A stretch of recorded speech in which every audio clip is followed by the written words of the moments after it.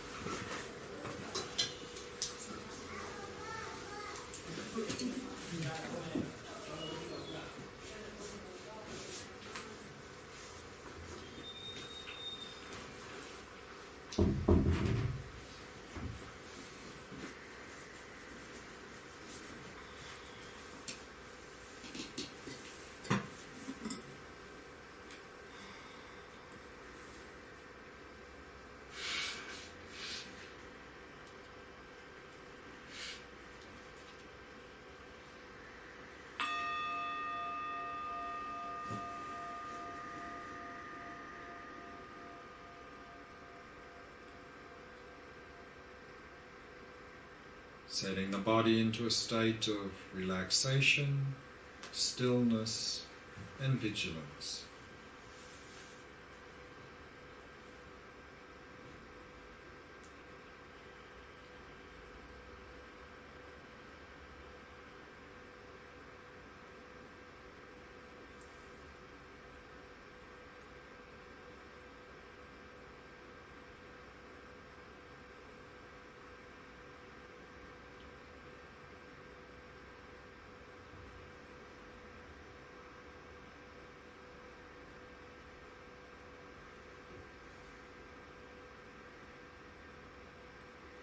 And relaxing more deeply with each out-breath.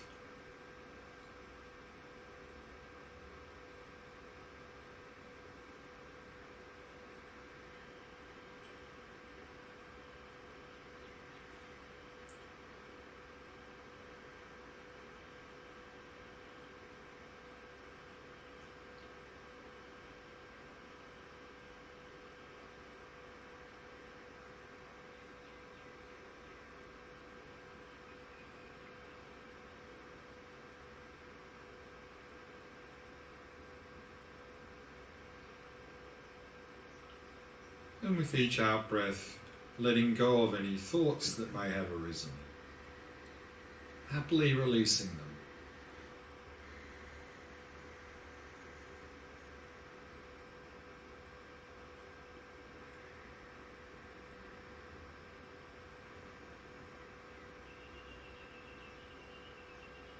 And simply allowing the mind to come to rest in the present moment. And simply becoming aware of the rhythm of the breath.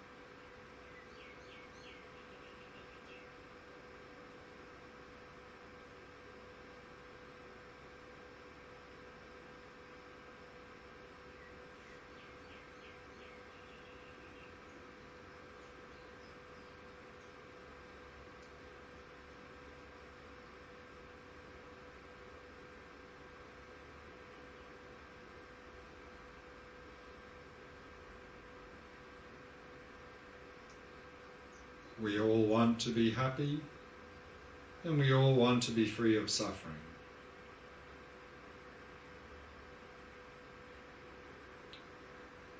And it often seems to us as if the source of our happiness and the source of our suffering is out there in the world.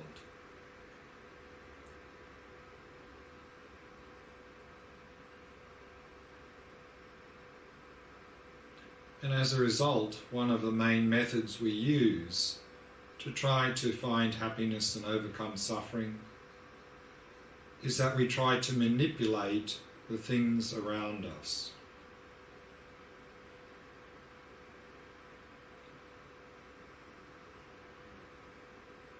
We try to attract people, places, and things that seem to be the source of our happiness.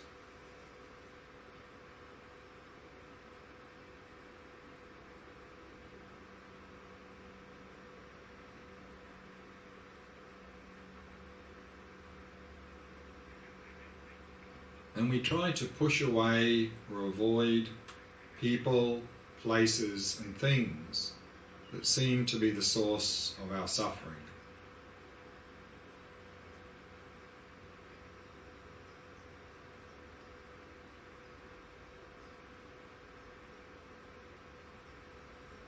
However, is this an effective strategy?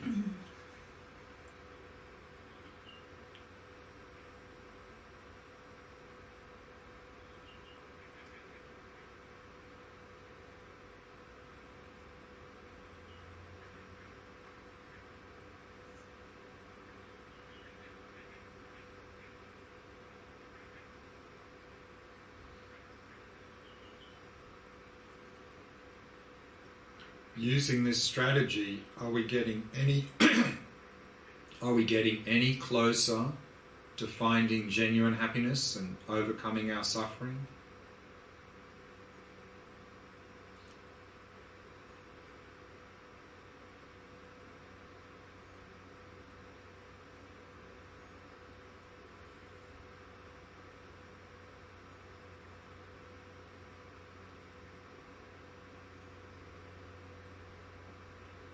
All that we're really achieving by using this strategy is that we are trapping ourselves in the hope-fear cycle. Hoping for pleasant experiences and fearing and worrying about unpleasant experiences.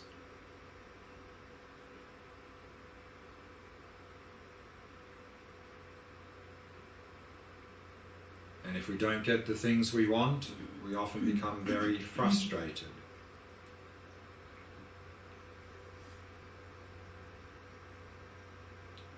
And even if we do get the things we want, they never really fully satisfy us, and we simply end up craving for more.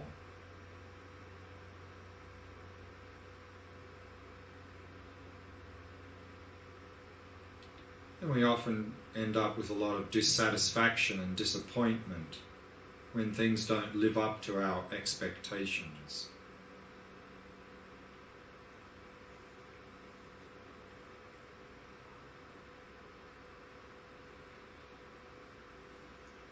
So what's the solution?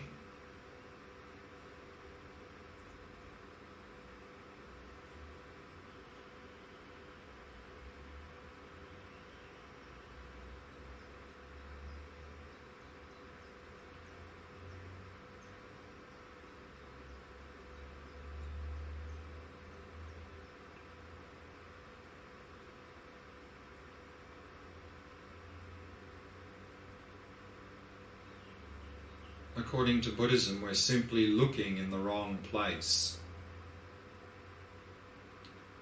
What would happen if we instead turned our attention to our own mind?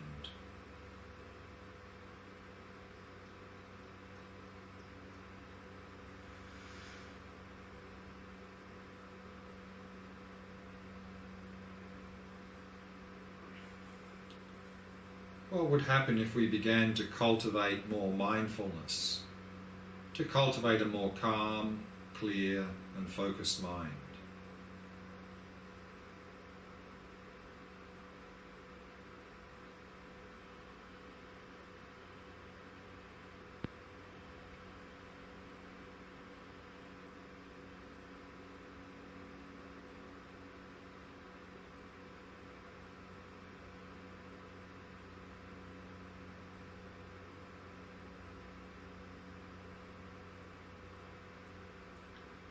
And what would happen if we could begin to see things more clearly and accurately, without projecting or distorting what we apprehend?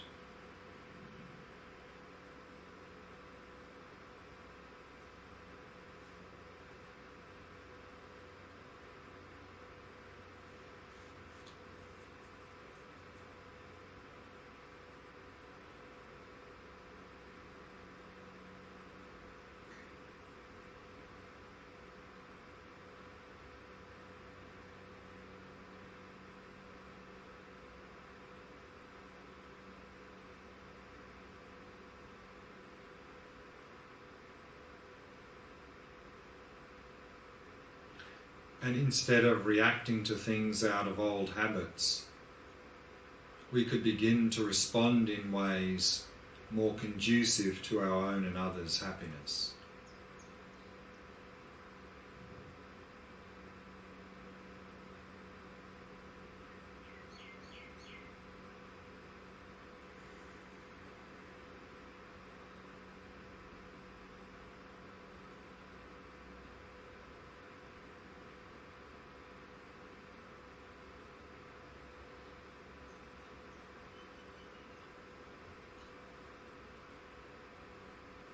And what would happen if we could begin to reduce and eliminate our mental afflictions, such as craving and attachment, anger and jealousy, fear and anxiety?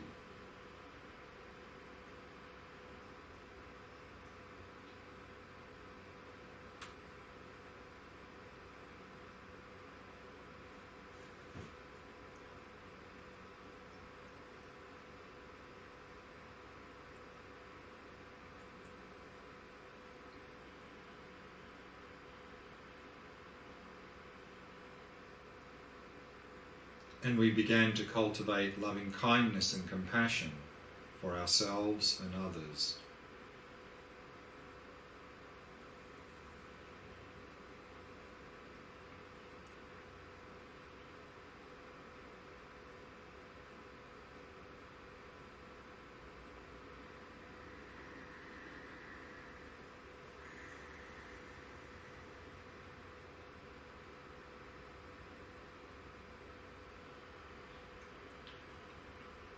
And what would happen if we could begin to see difficult situations in our life, not as problems or obstacles, but as opportunities for growth and development?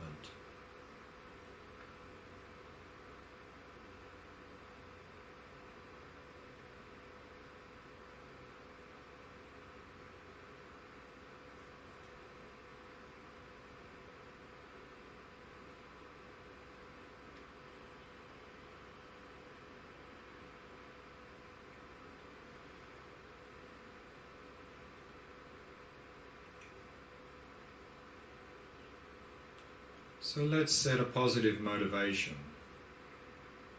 A motivation wishing to discover practical methods to overcome our own mental afflictions and suffering, and to find genuine happiness and well-being.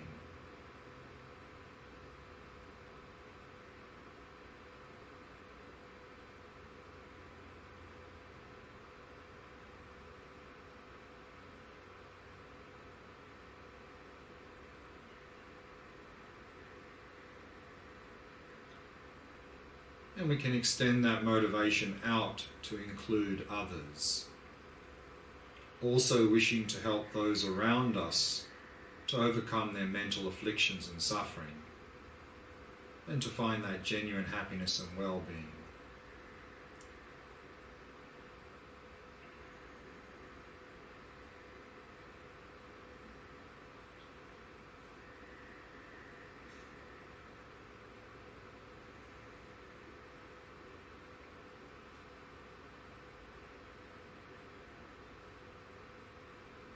And then in conclusion, we can not only dedicate this meditation, but all of our time here for the last 10 days towards the goal of cultivating that calm, clear, focused mind of Shamatha. Towards the goal of cultivating loving kindness and compassion for ourselves and others. And towards the goal of gaining an understanding and realization and insight into the nature of reality, so that not only we can overcome mental afflictions and suffering, but we can help those around us do likewise.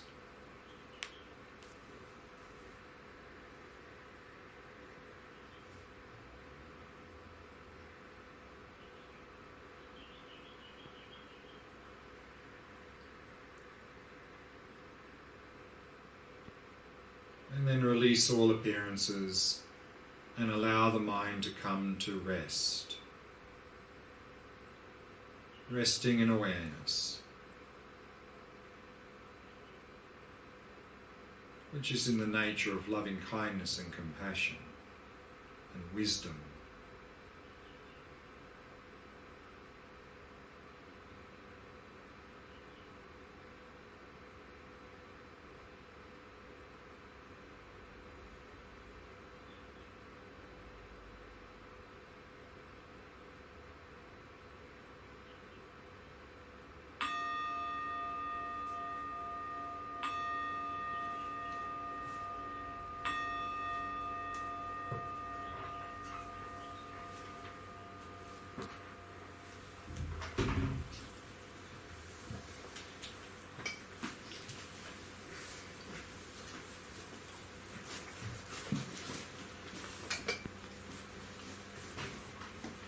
What I'd like to do now is first give a little bit of general advice and then some more specific advice about how to integrate some of these things into daily life, and then maybe last opportunity to ask some questions.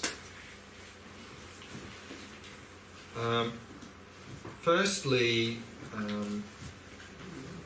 to avoid unrealistic expectations. And one expectation, of course, is often that when people have come to these sorts of things and gained some more new understanding and knowledge, that somehow we expect that just because of that our life will be transformed. It won't. Simply gaining new intellectual knowledge is not really going to change a lot. If we want that to start to make some changes, we have to internalize and integrate into daily life.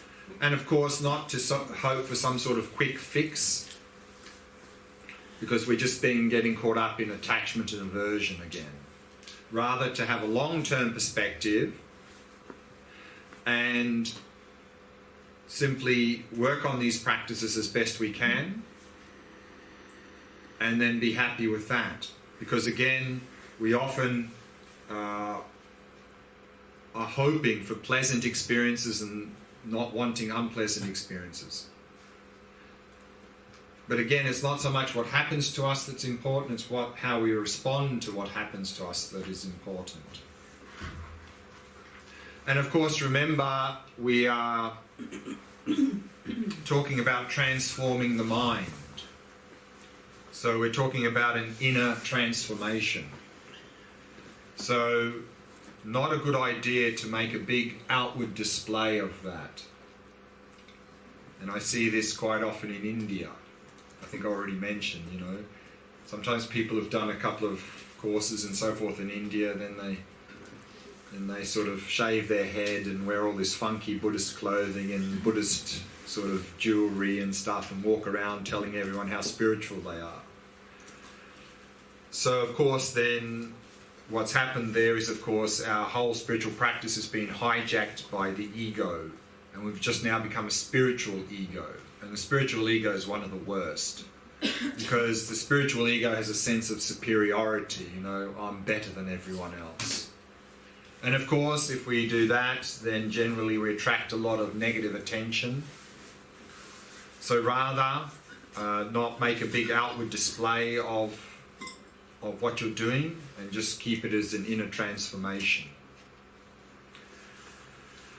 Particularly, of course, if you're coming from a conservative environment or family and you walk around telling everyone now you're a Buddhist and so forth, you may just attract a lot of unnecessary negative attention.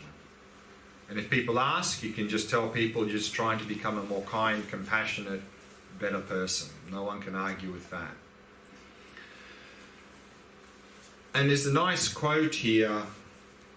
I'm not sure if I think I mentioned already early in the retreat, was the harvest of good qualities does not grow on the rocky peaks of pride. They grow in the low fertile valleys of humility. So if we always keep that in mind, that'll be helpful. And if something has sort of like sprouted in our mind during these last 10 days, then if we want that to grow and develop, we need to do two things. Just like if we plant some seeds in the ground and they start to sprout, if we want those sprouts to grow into a big healthy plant, we need to do two things. First, we need to protect it so it doesn't get trampled or eaten, and then we need to nurture it. So similarly, if some ideas have sprouted in our mind, for those to really develop, we need to protect and nurture. So as I think I've mentioned more than one occasion already, to protect means that to not unnecessarily enter into heavy negative situations where you always get overwhelmed in a negative way. Because we are very easily influenced by others and our bad habits. So to protect yourself a little bit from these heavy negative influences as a beginner. Of course, later when we develop ourselves, we can go into those more difficult situations and help. But now I think it's good to give ourselves a little bit of protection from those things, because while they're overwhelming us and we're reacting in a negative way, it's going to be very hard to move forward. And then, of course, we need to nurture. And nurturing, of course, not only means to hear teachings, to reflect and contemplate and meditate and integrate into daily life, but also part of the nurturing is we need help. Because if we try to do this on our own as a beginner, I think you're going to find it very difficult, if not impossible, because we have very strong habits that are often pushing us in the opposite direction. And it's very hard to work against them as a beginner. So we need help. So this is the idea of Sangha, spiritual community. Find those Sangha, that like-minded people, get connected, they can help support you, you can support them. And that way we can really start to nurture our practice. And of course, as part of that nurturing, it's very helpful at least once a year to come to such a group retreat as this, because that can really give us a lot of boost. That's like putting like fertilizer on the ground. It really gives a sort of a boost to the practice. And as we saw in those 6 preconditions, one of the things we really need to do is simplify our life. Because as long as we have this hectic, busy lifestyle, we're never going to have enough time to meditate, to devote ourselves to developing ourselves as a person.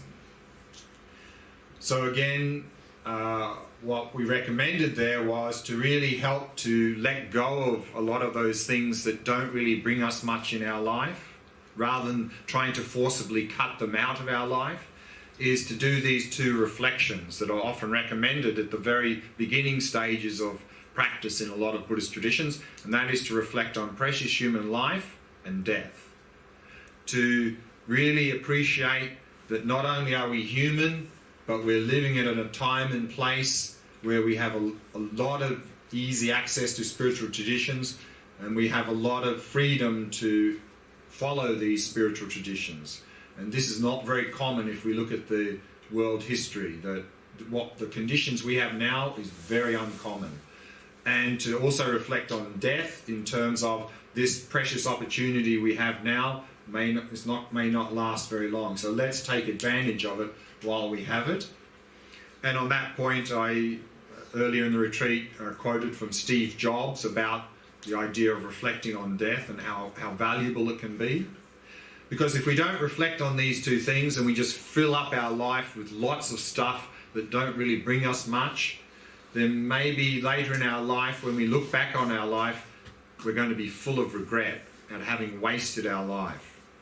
And on that point, I'd just like to read a little bit from a list that was compiled by an Australian nurse. She was working in the hospice movement for 30, 40 years, and she was caring for terminally ill, dying people, and she often asked them about their deepest regrets in life. And over that period, she compiled a list of the top 5 regrets. So here they are. The first one is, I wish I had the courage to live a life true to myself, not the life others expected of me. And then she comments, this was the most common regret of all. When people realise that their life is almost over and look back clearly on it, it is easy to see how many dreams have gone unfulfilled. Most people had not honoured even half of their dreams and had to die knowing that it was due to the choices they had made or not made. Health brings a freedom very few realise until they no longer have it. And that's very true in our life. We often don't appreciate things until we've lost it or we're about to lose it. Second regret. I wish I hadn't worked so hard. This came from every male patient that I nursed. They missed their children's youth and their partner's companionship. Women also spoke of this regret, but as most were from an older generation, many of the female patients had not been breadwinners. All of the men I nursed deeply regretted spending so much of their lives on the treadmill of a work existence. Third one. I wish I had the courage to express my feelings. Many people suppress their feelings in order to keep peace with others. As a result, they settled for a mediocre existence and never became who they were truly capable of becoming. Many people developed illnesses relating to the bitterness and resentment they carried as a result. The fourth one. I wish I had stayed in touch with my friends. Often they would not truly realise the full benefits of old friends until their dying weeks, and it was not always possible to track them down. Many had become so caught up in their own lives, they had let golden friendships slip by over the years. There were many deep regrets about not giving friendships the time and effort they deserved. Everyone misses their friends when they are dying. And the last one, the fifth one, I wish that I had let myself be happier. This is a surprisingly common one. Many people did not realise until the end that happiness is a choice. They had stayed stuck in old patterns and habits. The so-called comfort of familiarity overflowed into their emotions as well as their physical lives. Fear of change had them pretending to others and to themselves that they were content, when deep within they longed to laugh properly and have silliness in their life again. So, of course, we can avoid these sorts of regrets by simply reflecting on the precious life we have now and the fact that it's not going to last forever, and then we'll be very enthusiastic in making our life as meaningful as possible. And you'll find that a lot of these things we fill up our day with that don't really